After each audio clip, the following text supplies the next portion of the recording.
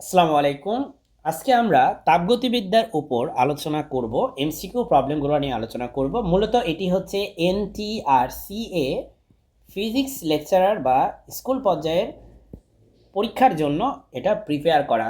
আমাদের paid batch আছে, সেখানে আপনারা যদি ডিটেলসে জানতে চান আমাকে নক দিতে পারেন আমার হোয়াটসঅ্যাপ নাম্বার 0185 1012 433 এই নাম্বারে, এবং চ্যানেলের ডেসক্রিপশন বক্সটা চেক করতে পারেন, সেখানে বিস্তারিত পেয়ে যাবেন পেইড কোর্স নিয়ে।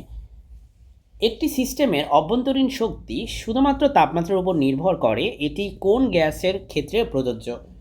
দেখেন, অভ্যন্তরীণ শক্তি ইউ এটা শুধুমাত্র তাপমাত্রার ফাংশন, এটা শুধুমাত্র হচ্ছে আদর্শ গ্যাসের বৈশিষ্ট্য। ঠিক আছে, সো আশা করি বুঝতে পারলেন। এবার আমরা যাব এর পরের প্রশ্নে। একটি কার্নো ইঞ্জিনের 500 ক্যালভিন তাপমাত্রা থেকে 1000 জুল তাপ গ্রহণ করে এবং 600 জুল তাপ বর্জন করে, তাপ গ্রাহকের তাপমাত্রা কত? আমরা জানি যে কার্নো ইঞ্জিন একটা প্রত্যাবর্তী বা একটা রিভার্সিবল ইঞ্জিন। ঠিক আছে, একটা রিভার্সিবল ইঞ্জিন। রিভার্সিবল ইঞ্জিনের বৈশিষ্ট্য হচ্ছে সেখানে এইটার মান হয় 1 - T2/T1 = 1 - Q2/Q1। সো এই দুইটা সমান হয়। সুতরাং এখান থেকে আমরা বলতে পারি এই T2/T1 = হচ্ছে Q2/Q1, T2/T1 = হচ্ছে Q2/Q1, এটা আমরা বলতে পারি। তো আমাদের এই ম্যাথে কার্নো ইঞ্জিনের তাপমাত্রা বলে দিয়েছে 500 ক্যালভিন থেকে তাপ গ্রহণ করে। তার মানে এটা হচ্ছে আপনার Q1, আর এটা হচ্ছে আপনার T1। যেহেতু গ্রহণ করে বলছে, তার মানে এটা তাপ উৎস। আর 600 জুল তাপ সে বর্জন করে, তার মানে এটা হচ্ছে তাপ গ্রাহক। আর তাপ গ্রাহকের তাপমাত্রা কত, সেটা হচ্ছে আমার T2 কত সেটা আমাকে বের করতে হবে। তো মানগুলো যদি আমি বসিয়ে দিই, আমার এখানে হচ্ছে T2/T1 হচ্ছে 500, আর এখানে Q2 হচ্ছে আপনার 600, Q1 হচ্ছে আপনার 1000, ভাগ করলে এখানে হবে হচ্ছে 6/10 বা 3/5। অর্থাৎ এটা যদি আমরা হিসাব করি, আমাদের যদি হিসাব করতে হয়, তাহলে এটা হবে T2 = 3/5 × 500। এটা থেকে ভাগ করলে হবে 100কে 3 দিয়ে গুণ করলে হবে 300 ক্যালভিন। সো উত্তর হবে হচ্ছে সি, 300 ক্যালভিন। এর পরবর্তী প্রশ্ন, মুক্ত প্রসারণের ক্ষেত্রে কোনটি সঠিক? মুক্ত প্রসারণের ক্ষেত্রে কোনটি সঠিক? এটার উত্তর হচ্ছে বি হবে, যে তাপের পরিবর্তন বা কৃতকাজ শূন্য, তাপের পরিবর্তন শূন্য, অভ্যন্তরীণ শক্তির পরিবর্তন শূন্য। যদি কোনো প্রক্রিয়ায় এনট্রপির পরিবর্তন শূন্য হয় বা ΔS যদি 0 হয়, তবে সেই প্রক্রিয়াটি কী প্রক্রিয়া? এনট্রপির পরিবর্তন শূন্য হওয়ার মানে হচ্ছে সেটি একটি রুদ্ধতাপীয় প্রক্রিয়া। রুদ্ধতাপীয় প্রক্রিয়ায় এনট্রপির পরিবর্তন শূন্য হয় এবং সেটি হবে প্রত্যাবর্তী রুদ্ধতাপীয়, অপ্রত্যাবর্তী নয়। সো উত্তর হবে ডি। গামার মান 1.33 এটি কোন ধরনের গ্যাসের জন্য প্রযোজ্য? আমি শুরুতেই আলোচনা করেছিলাম, আজকের ভিডিওতে না, আমি আরেকটা ভিডিওতে তাপগতিবিদ্যার আমার আরেকটা ভিডিওতে আমি আলোচনা করেছিলাম যে গামার মান 3 রকম হতে পারে। একটা হচ্ছে 1.67, একটা হচ্ছে 1.40, আর একটা হচ্ছে 1.33। ওখানে আমি ডিটেলসে আলোচনা করছি, আজকে একটু দ্রুত বলবো। এটা হচ্ছে এক পরমাণু গ্যাসের জন্য, এটা হচ্ছে দ্বিপরমাণু গ্যাসের জন্য, এটা হচ্ছে বহু পরমাণু গ্যাসের জন্য। সো 1.33 হয় হচ্ছে বহু পরমাণু গ্যাসের জন্য, তার মানে সি নাম্বারটা হচ্ছে আমার উত্তর। এর পরবর্তী প্রশ্ন, একটি সিস্টেমের তাপমাত্রা 27 ডিগ্রি থেকে 127 ডিগ্রি সেলসিয়াস করা হলে গড় গতিশক্তির অনুপাত কত হবে? দেখেন, আপনার তাপমাত্রার সাথে গড় গতিশক্তির সূত্র হচ্ছে 3/2 RT। তার মানে আপনার গড় গতিশক্তি হবে তাপমাত্রার সমানুপাতিক।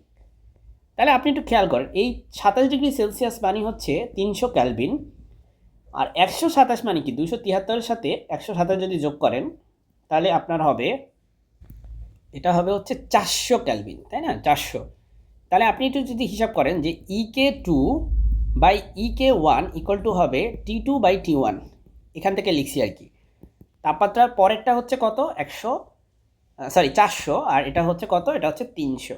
সো 300 এভাবে লেখেন, 0 0 0 0 কাটা, তার মানে 4/3। সো আপনার পরের যেই গতিশক্তি সেটা হবে 4 গুণ, আর আগেরটা হবে যদি 3 গুণ হয় আর কি সেক্ষেত্রে। তাহলে আমাদের এখানে ওরা বলছে গড় গতিশক্তি অনুপাত। আচ্ছা, আমি পরেরটা বাই আগেরটা লিখছি, ওরা হচ্ছে আগেরটা বাই পরেরটা লিখছে, সো উত্তর হবে হচ্ছে ডি। এর পরের প্রশ্ন, তাপগতিবিদ্যার প্রথম সূত্রটি কোনটির একটি বিশেষ রূপ? এটা তো আমরা দেখলেই পারি, এটি হচ্ছে শক্তির সংরক্ষণশীলতার একটা বিশেষ রূপ, যে আমরা যে পরিমাণ তাপের প্রয়োগ করব সেটা দুই পার্টে ভাগ হবে, একটা হচ্ছে অভ্যন্তরীণ শক্তির পরিবর্তন আর একটা হচ্ছে কৃত কাজ, সেখান থেকে আমরা একটা কৃত কাজ পাবো। সো এভাবে ভাবতে পারেন। যদিও তাপগতিবিদ্যার প্রথম সূত্রটাকে এইভাবে ফেমাসলি লেখা হয় যে তাপের পরিবর্তন আর কৃত কাজ সেখান থেকে যদি বাদ দেওয়া হয় সেটা সবসময় একটা ধ্রুব সংখ্যা হয়, যেটা হচ্ছে অভ্যন্তরীণ শক্তি। সো অভ্যন্তরীণ শক্তি আসলে আপনার পথের উপর ডিপেন্ড করে না, নির্ভরশীল না, যেখানে এগুলো কিন্তু পাথ ডিপেন্ডেন্ট। রুদ্ধতাপীয় প্রক্রিয়ার চাপ ও তাপমাত্রার মধ্যে সম্পর্ক। রুদ্ধতাপীয় প্রক্রিয়ায় চাপ ও তাপমাত্রার মধ্যে সম্পর্ক হচ্ছে এইটা, পিটি পর গামা। গামা তো পরিচয় আপনারা জানেন, গামা মানে হচ্ছে সিবি বাই সিবি, যেখানে সিবি মানে হচ্ছে মোলার আপেক্ষিক তাপ, এটাও মোলার আপেক্ষিক তাপ, তবে এটা হচ্ছে কনস্ট্যান্ট চাপে বা ধ্রুব চাপে, এটা হচ্ছে ধ্রুব আয়তনে।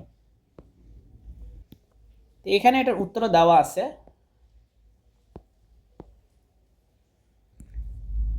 পরের প্রশ্ন হচ্ছে নিচের কোনটি স্টেট ফাংশন নয়? স্টেট ফাংশন নয় নিচের কোনটি?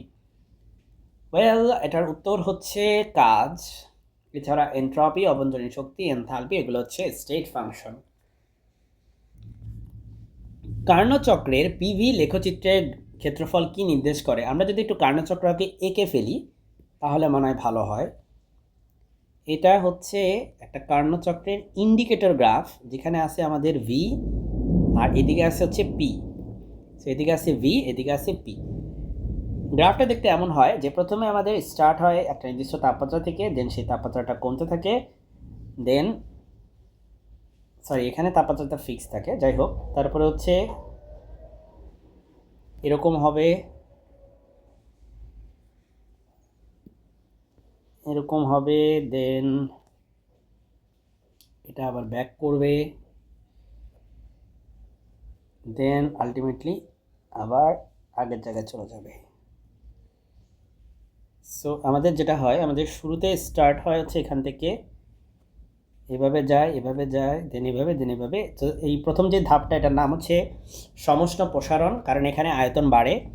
এটা হচ্ছে রুদ্ধতাপীয় প্রসারণ, এটা আবারও সমষ্ণ সংকোচন, এটা হচ্ছে রুদ্ধতাপীয় সংকোচন। সো এই যে আমাদের ভিতরে যে অংশটুকু, এই অংশটুকু হচ্ছে মূলত ক্ষেত্রফলকে নির্দেশ করে, কারণ পি আর ভি এই দুটার গুণফল হচ্ছে ক্ষেত্রফল, এই দুটার গুণফলের এককটা হচ্ছে ক্ষেত্রফলের এককের সমান, ঠিক আছে? সো এটার উত্তর হবে হচ্ছে, ক্ষেত্রফল কি নির্দেশ করে? এটা হচ্ছে কৃত কাজ। তাহলে পি আর ভি যদি গুণ করেন, এটা তো ক্ষেত্রফল, সেটা তো বুঝতেছি, কারণ দৈর্ঘ্য ইন্টু প্রস্থ ধরেন। সো পি আর ভি এর আপনার গুণফল হচ্ছে ডব্লিউ, মানে ওয়ার্ক ডান হয়, ওয়ার্ক ডানের সমান, ওয়ার্ক ডানের সমান। সো আপনারা নিশ্চয়ই একটা ওয়ার্ক ডানের ফর্মুলা জানেন, d W equal to P into del V, ওভাবে ভাবতে পারেন এটাকে, আর যদি ডিফারেন্সিয়াল ফর্মে লেখেন তাহলে এভাবে লিখতে পারেন। সো ওটা উত্তর হবে হচ্ছে মোট কৃত কাজ।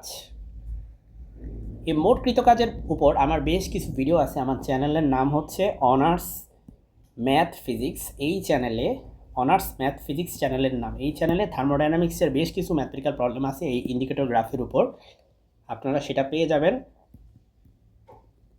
ফিজিক্স 2 না, ফিজিক্স 1 কোর্সে পাবেন, ফিজিক্স 1 কোর্সে এই প্লেলিস্টে পাবেন।